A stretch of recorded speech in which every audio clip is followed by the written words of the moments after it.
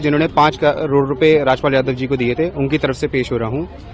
अगर आपको इस केस के बारे में बताओ तो राजपाल यादव जी ने अपनी सेंटेंस ऑर्डर को चैलेंज किया है।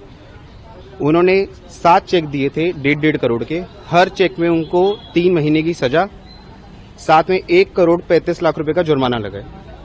उस जुर्माने को उन्होंने पे नहीं किया और उस ऑर्डर को, रिवीजन कोर्ट के ऑर्डर को उन्होंने चैलेंज किया हाई कोर्ट में।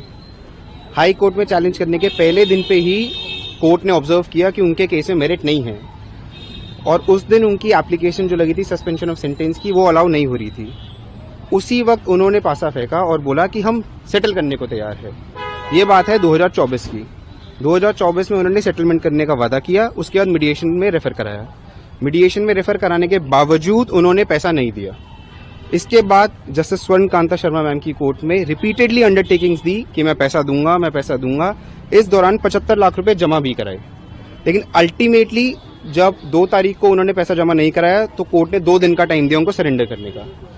4 तारीख को भी उन्होंने सरेंडर नहीं किया और एक और एप्लीकेशन मूव कर दी कि मुझे थोड़ा और टाइम चाहिए 1 हफ्ते का सरेंडर करने का, क्योंकि मैं पैसों का बंदोबस्त नहीं कर पाया।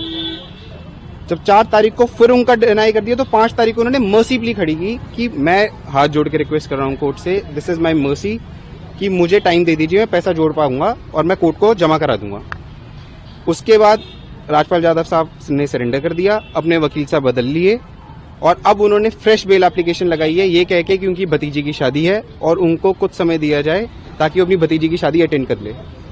आज की एप्लीकेशन के दौरान कोर्ट ने उनसे जब आर्ग्यूमेंट करने को कहा तो वकील साहब ने थोड़ा टाइम समय मांगा और सोमवार के लिए इसको एडजर्न कर दिया।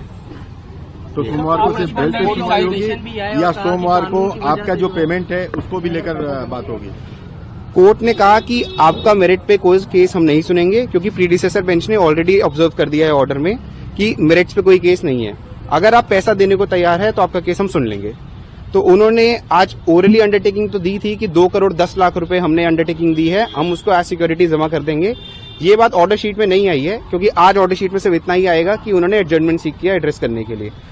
सोमवार को उनकी बेल एप्लीकेशन पे सुना जाएगा और दोनों तथ्यों को देखा जाएगा कि या तो वो पैसे जमा कराएंगे या सिर्फ भतीजी की शादी का जो उन्होंने ग्राउंड लिया है उस ग्राउंड पे उनको इंटरिम बेल या इंटरिम सस्पेंशन मिलेगी या नहीं मिलेगी, ये कोर्ट डिसाइड